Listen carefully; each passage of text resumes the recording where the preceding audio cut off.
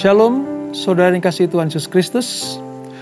Berjumpa kembali dalam Bible Study kita, di mana kita akan melanjutkan pembelajaran kita dari Kejadian pasal yang ke-34.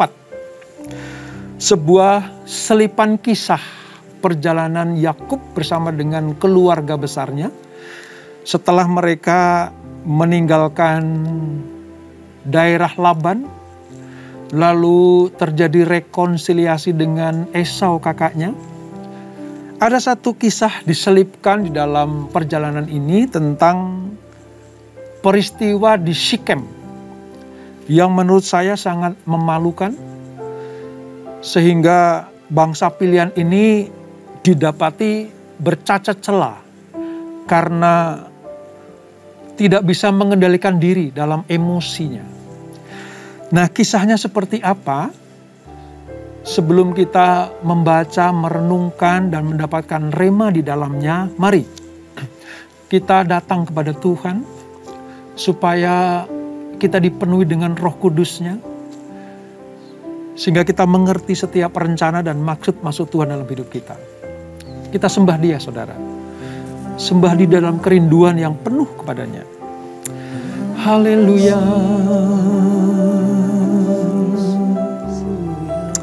Hiralaraba shekeralaraba yaralaraba yaralaraba yaralaraba yaralaraba yaralaraba. Kami merindukan Engkau Tuhan, merindukan air kehidupan itu. Kami haus akan Engkau, kami lapar akan firman-Mu. Penuhi kami Tuhan, penuhi kami dengan hasrat-Mu.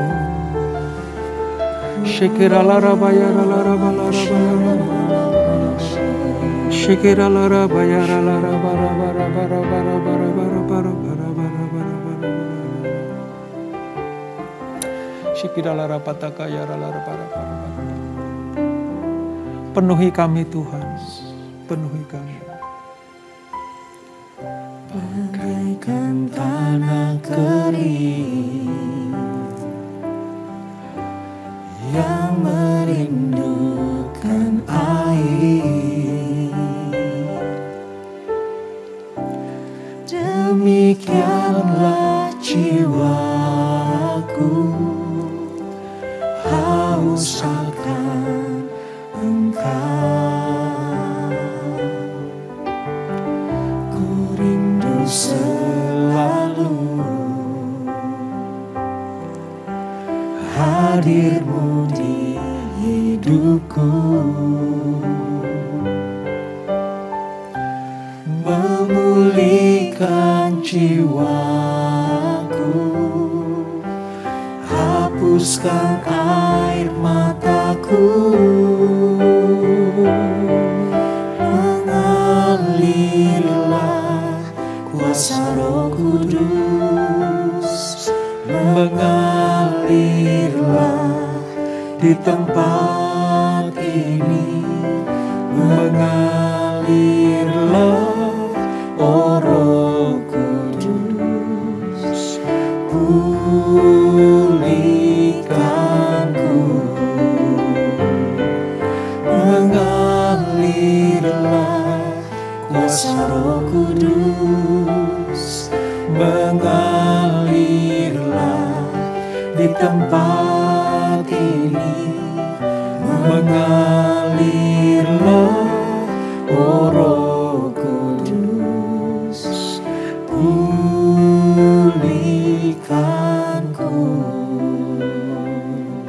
Amin Tuhan. Bagaikan tanah kering yang merindukan air, demikianlah jiwaku haus akan Engkau. Ku rindu selalu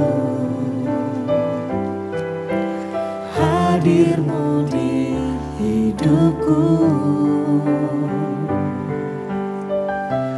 memulihkan jiwaku, hapuskan air mataku, mengalirlah kuasa Roh Kudus, mengalirlah di tempat ini, mengalirlah, oh Roh Kudus, pulihkanku,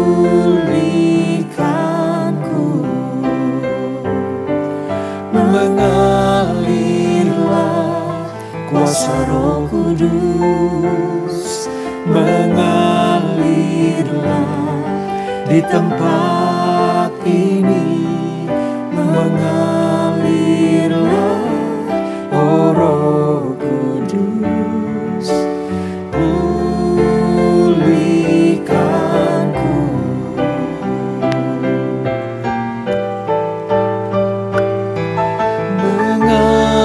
mengalirlah kuasa Roh Kudus, mengalirlah di tempat ini, mengalirlah, oh Roh Kudus, pulihkanku,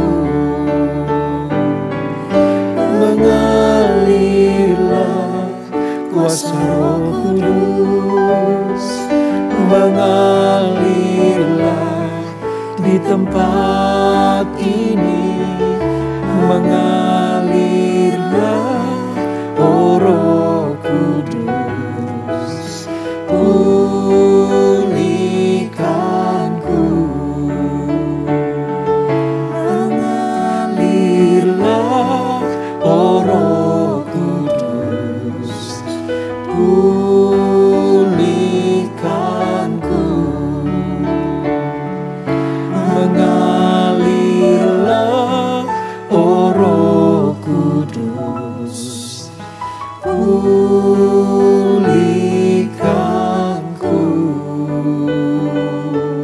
Haleluya. Oh yang memulihkan kami Tuhan, oh yang memenuhi kerinduan kami. Jamah kami Bapa, jamah kami Roh Kudus,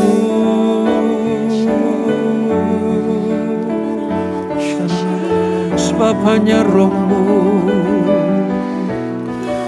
Roh yang hidup itu yang kami rindukan.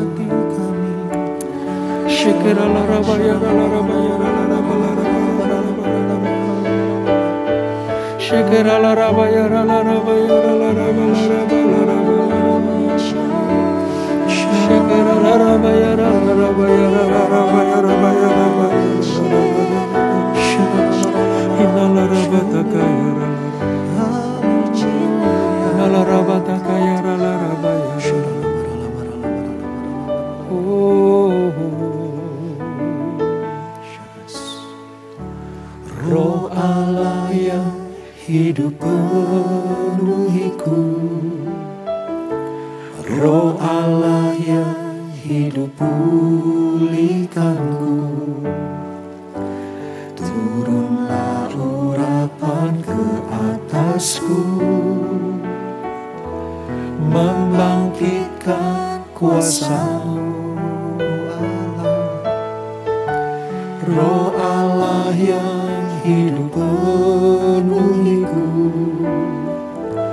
Roh Allah yang hidup pulihkanku, turunlah urapan ke atasku, membangkitkan kuasa-Mu, membebaskan hidup yang terbelenggu,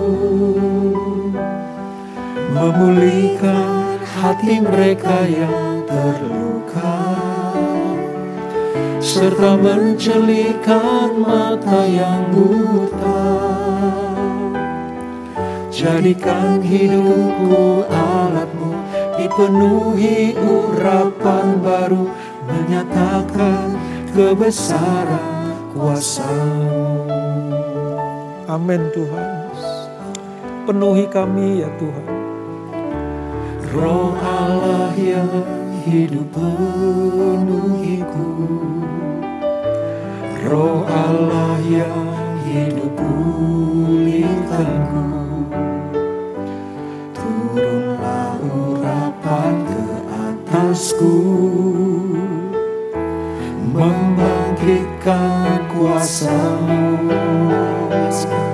membebaskan hidup yang terbelenggu, memulihkan hati mereka yang terluka, serta mencelikan mata yang buta. Jadikan hidupku alat-Mu, dipenuhi urapan baru, menyatakan kebesaran kuasa-Mu.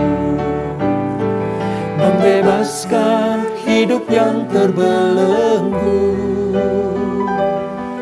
memulihkan hati mereka yang terluka, serta mencelikan mata yang buta.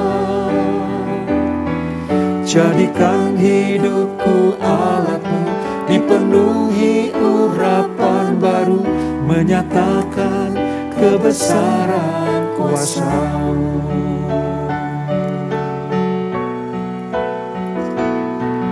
Membebaskan hidup yang terbelenggu, memulihkan hati mereka yang terluka,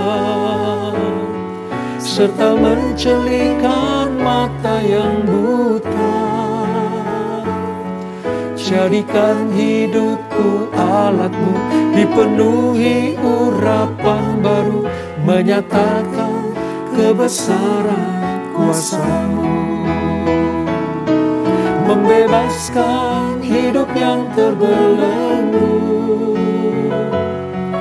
memulihkan hati mereka yang terluka, serta mencelikan mata yang buta. Jadikan hidupku alat-Mu, dipenuhi urapan baru, menyatakan kebesaran kuasa-Mu, menyatakan kebesaran kuasa-Mu, menyatakan kebesaran kuasa-Mu. Oh, haleluya, haleluya, haleluya. Inilah yang kami rindukan ya Tuhan. Hidup kami sepenuhnya diurapi, dipenuhi oleh Roh Allah yang hidup itu. Supaya kami boleh dipakai Tuhan untuk menjadi alat kemuliaan Tuhan. Melepaskan mereka yang terbelenggu, mencelikkan mata yang buta secara rohani. Dengan demikian, tergenapilah kerinduan Tuhan atas kami anak-anak-Mu.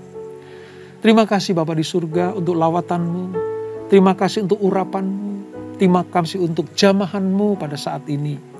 Kami percaya apa yang kami pujikan ini adalah firman Allah, kehendak Allah, supaya anak-anaknya dipenuhi dengan Roh Kudus-Nya Tuhan. Sekarang kami akan merenungkan firman Tuhan, belajar tentang kebenaran firman Tuhan. Tuntun kami ya Bapa, sertai kami ya Roh Kudus, supaya apa yang kami pelajari sungguh menjadikan kami semakin mengenal, mencintai, dan mengasihi Engkau. Urapi kami semuanya. Di dalam nama Yesus, yang siap belajar firman Tuhan, mari sama-sama kita katakan, amin. Baik, kita buka saudara Alkitab kita dari Kejadian pasal yang ke-34. Di Alkitab buku saya halaman 36 Perjanjian Lama. Seperti saya katakan tadi bahwa ada sepenggal kisah dari perjalanan Yakub menuju tanah perjanjian, menuju tanah yang dijanjikan Tuhan kepada nenek moyangnya Abraham, kepada bapaknya Ishak, dan sekarang kepada Yakub. Nah, sepenggal kisah ini sebenarnya noda, saudara, ya, noda di dalam keluarga Yakub. Karena seperti yang kita pujikan hari ini, orang kalau tidak dipenuhi dengan Roh Allah, tidak dikuasai dengan Roh Kudus, maka akan ada sebuah kehidupan yang melenceng dari rencana Tuhan. Nah, noda apa yang terjadi di Sikem ini, saudara? Mari kita baca. Kejadian 34 ayat 1 sampai 12, saya akan bacakan terlebih dahulu. Nanti kalau ada hal penting kita akan baca juga, saudara. Demikian firman Tuhan. Dina dan Sikem. Jadi kata Sikem itu selain nama wilayah, itu juga nama orang ya saudara. Jadi Dina dan Sikem. Pada suatu kali, pergilah Dina, anak perempuan Lea yang dilahirkannya bagi Yakub, mengunjungi perempuan-perempuan di negeri itu. Ketika itu, terlihatlah ia oleh Sikem, anak Hemor, orang Hewi, raja negeri itu. Lalu Dina itu dilarikannya dan diperkosanya. Tetapi terikatlah hatinya kepada Dina, anak Yakub. Ia cinta kepada gadis itu, lalu menenangkan hati gadis itu. Sebab itu berkatalah Sikem kepada Hemor ayahnya, ambillah bagiku gadis itu untuk menjadi istriku. Kedengaranlah kepada Yakub bahwa Sikem mencemari Dina. Tetapi anak-anaknya ada di padang menjaga ternaknya. Jadi Yakub mendiamkan soal itu sampai mereka pulang. Lalu Hemor ayah Sikem pergi mendapatkan Yakub untuk berbicara dengan dia. Sementara itu anak-anak Yakub pulang dari padang, dan sesudah mendengar peristiwa itu, orang-orang ini sakit hati dan sangat marah karena Sikem telah berbuat noda di antara orang Israel dengan memperkosa anak perempuan Yakub, sebab yang demikian itu tidak patut dilakukan. Berbicaralah Hemor kepada mereka, hati Sikem anakku mengingini anakmu. Kiranya kamu memberikan dia kepadanya menjadi istrinya. Dan biarlah kita mengambil. Berikanlah gadis-gadis kamu kepada kami dan ambillah gadis-gadis kami. Tinggallah pada kami, negeri ini terbuka untuk kamu. Tinggallah di sini, jalanilah negeri ini dengan bebas dan menetaplah di sini. Lalu Sikem berkata kepada ayah anak itu dan kepada kakak-kakaknya, biarlah kiranya aku mendapat kasihmu. Aku akan memberikan kepadamu apa yang kamu minta. Walaupun kamu bebankan kepadaku uang jujuran dan uang mahar seberapa banyak pun, aku akan memberikan apa yang kamu minta. Tetapi berilah gadis itu kepadaku menjadi istriku. Sampai di sini dulu saudara. Nah saudara, apa yang kita baca tadi sebuah awal tentang tragedi atau noda kehidupan keluarga Yakub di wilayah Sikem. Ya, kalau kita ingat pasal 33 kemarin, kita belajar tentang bagaimana Yakub dan Esau itu melakukan perdamaian atau rekonsiliasi. Setelah mereka berdamai, tadinya Esau itu menawarkan, yuk kita jalan bersama-sama. Tapi ternyata ditolak oleh Yakub. Ya. Esau disuruh duluan, Yakub belakangan, karena nanti pada saatnya Yakub itu sampai di daerah Sukot. Ya, Sukot. Lalu dia sampai juga di tempat di mana Sikem, kota Sikem itu berada. Dan dikatakan Yakub tinggal di Sikem. Yakub bertempat tinggal di dekat kota kafir. Sikem itu sebenarnya kota kafir. Saudara. Ini bukan di rumah ayahnya Ishak, ya, kemana Allah menyuruhnya pergi. Ingat, waktu Tuhan berfirman kepada Yakub di rumah Laban, Allah katakan pergi, tinggalkan daerah ini, daerah Laban ini. Kembalilah kepada wilayah ayahmu, yaitu Ishak. Tapi dalam perjalanannya, Yakub justru tinggal ada di Sikem. Nah, saudara tahu letak Sikem itu di antara Gunung Gerisim dan Gunung Ebal. Ya, Gunung Gerisim dan Gunung Ebal. Wilayahnya sempit sih teman. Kira-kira 48 km di sebelah utara kota Yerusalem. Ya, hanya 48 km. Itu wilayah Sikem antara Gunung Gerisim dan Gunung Ebal. Nah, kalau kita kembali kepada awal masa kehidupan Abraham, saudara. Sebenarnya Abraham pernah tinggal di situ juga. Ya, pernah berkemah, bukan tinggal, saudara. Berkemah sementara.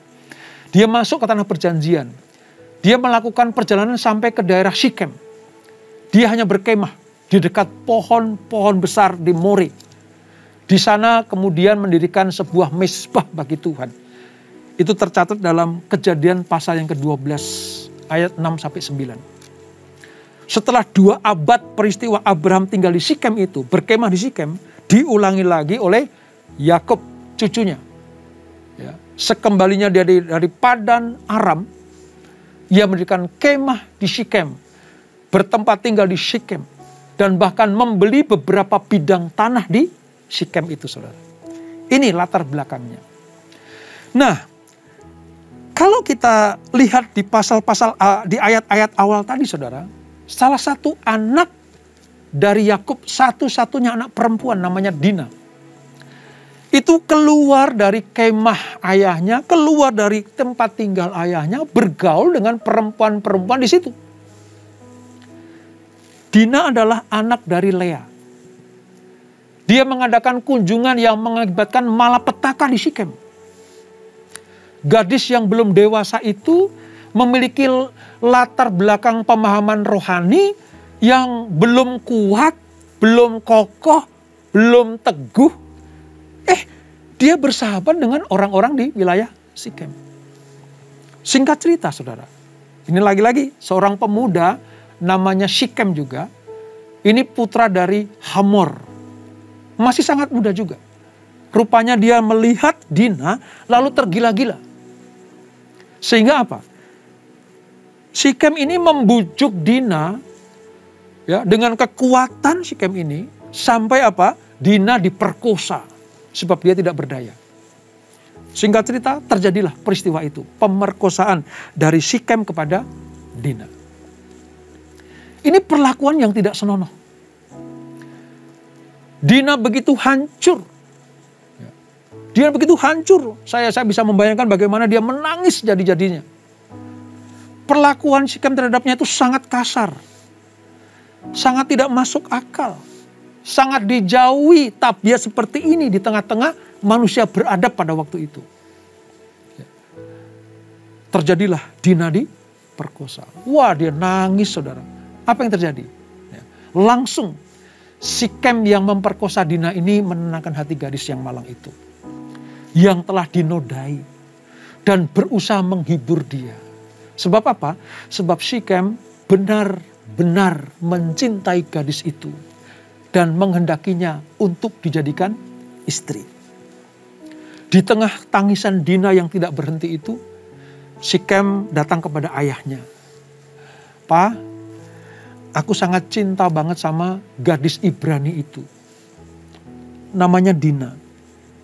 Aku tahu persis dia adalah anaknya pendatang yang sekarang tinggal di Sikem, yaitu Yakub.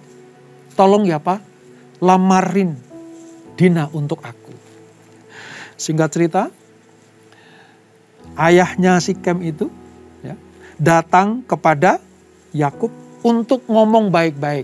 Ya, memang kejadiannya sangat memalukan dan tidak senonoh. Anakku Sikem sudah memperkosa Dina, anakmu. Tapi aku punya niat baik. Aku tidak akan mencampakkan anakmu. Aku sedang membuat sebuah perjanjian kepadamu. Yuk, kita saling menjadi besan satu dengan yang lain. Aku ambil anakmu, yaitu Dina, aku berikan kepada Sikem anakku. Lalu kita saling berbagi. Ambillah gadis-gadis Sikem untukmu dan gadis-gadismu untuk kami. Jawaban yang belum pasti memang belum keluar dari mulut Yakub, saudara. Karena apa? Karena kakak-kakaknya Dina ini, saudara-saudaranya Dina ini sedang ada di padang menggembalakan kambing dombanya. Baru setelah nanti mereka pulang, diceritakanlah itu. Ya, diceritakanlah peristiwa itu kepada abang-abangnya. Nah, saudara, tindakan orang Sikem terhadap keluarga Yakub itu memang tindakan yang dursila. Di luar ketata kesopanan, pemerkosaan, saudara, pemaksaan kehendak. Itu sangat parah. Itu merupakan sebuah penghinaan terhadap kehormatan dan martabat keluarga. Siapa sih yang mau keluarga seseorang itu diperkosa lalu anggota keluarganya diam saja? Kan nggak mungkin, saudara. Nggak mungkin. Mereka pasti akan menganggap itu sebuah penghinaan yang luar biasa. Namun sesalah-salahnya orang, sebejat-bejatnya manusia di Sikem, Hamor dan Sikem, bapak dan anak ini berusaha untuk mengatur sebuah pernikahan walaupun didasari atas penodaan seperti itu. Sebab dasarnya apa? Sikem sangat mencintai Dina. Sebenarnya, saudara, Yakub sudah siap untuk menyetujui tawaran itu. Sebab apa? Mas kawin, kalau zaman orang sana bilang tuh mohar. Nanti keluar kata mahar, ya. Mohar atau mas kawin sudah ditawarkan baik-baik dari Hamor kepada Yakub. Sehingga apa? Hampir saja mereka mendapatkan sebuah perjanjian antara keluarga Yakub dengan keluarga Hamor ini. Ini awalnya, saudara. Namun kalau kita baca selanjutnya dari ayat-ayat berikutnya, dari ayat 13 sampai dengan 24, saudara, apa yang terjadi? Putra-putra Yakub yang pulang dari pengembaraan untuk mengembalakan domba-domba dan ternak mereka, begitu mendengar kabar adiknya diperkosa, satu-satunya adiknya perempuan itu diperkosa oleh Sikem, mereka semuanya naik darah. Naik darah. Mereka tidak mau untuk melakukan perjanjian dengan orang-orang di Sikem. Mereka menolak. Mereka tidak setuju dengan bapaknya, yaitu Yakub, mau berdamai dengan Hamor atau Sikem itu. Nah, apa yang terjadi, saudara? Mereka menyusun siasat untuk membalas dendam perlakuan Sikem kepada Dina. Seperti apa? Dendam kesumat yang akan dilampiaskan anak-anak Yakub kepada orang Sikem. Dia berkata siasat seperti ini. Oke, kalau kamu ingin melakukan perjanjian kami dengan engkau, kami punya tradisi seperti ini. Orang-orang yang sudah akil balik, ya, orang yang sudah menjelang dewasa itu harus disunat. Itu tradisi kami.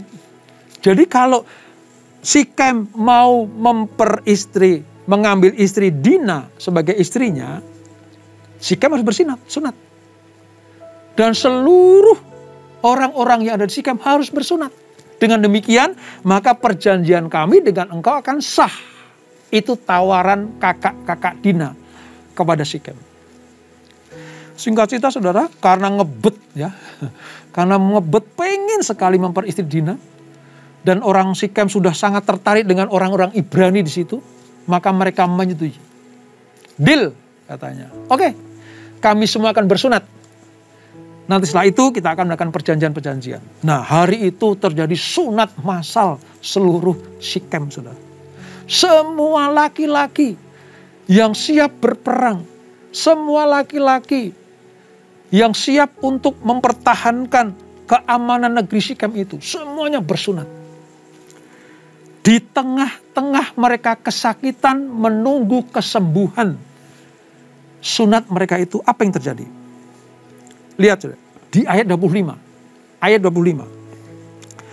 Pada hari ketiga setelah sunat massal itu terjadi, saudara, ketika mereka sedang menderita kesakitan, seluruh penduduk laki-laki Sikem kesakitan karena sunat, datanglah 2 orang anak Yakub yaitu Simeon dan Lewi, kakak-kakak Dina.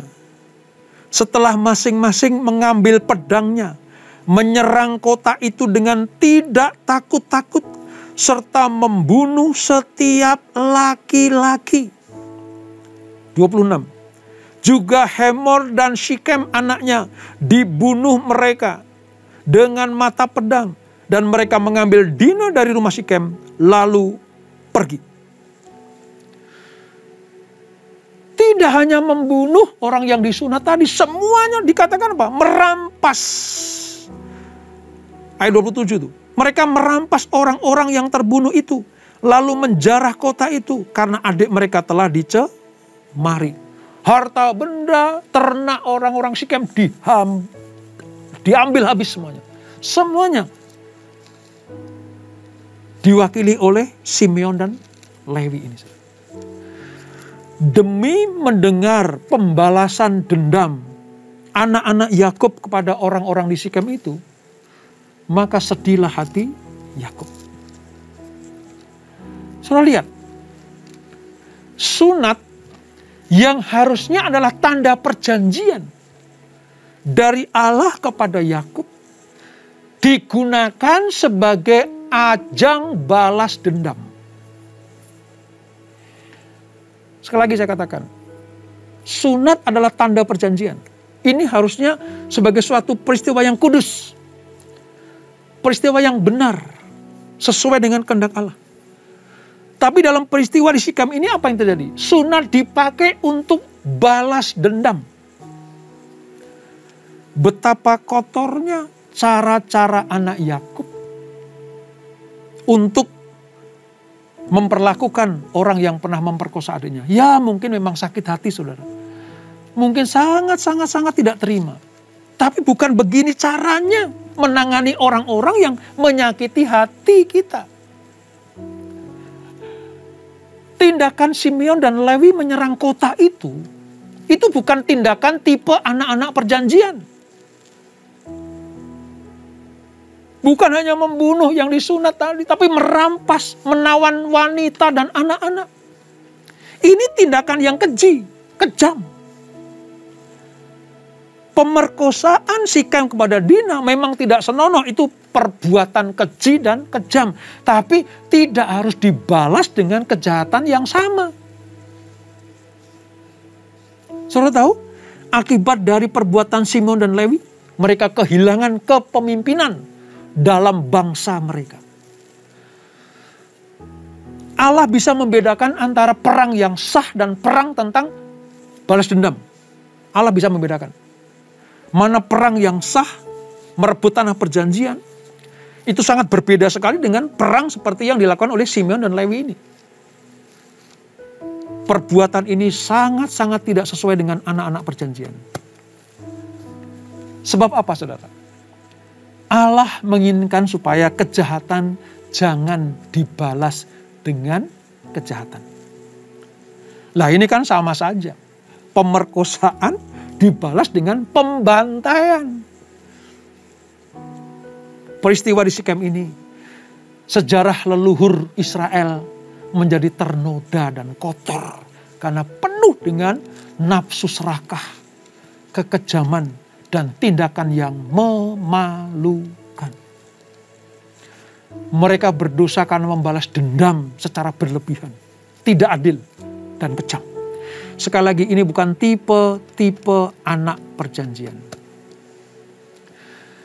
Kalau misalnya kita terapkan dalam hidup kita, saudara, mungkin tidak diperkosa, mungkin ya keluarga kita diperlakukan tidak adil lah.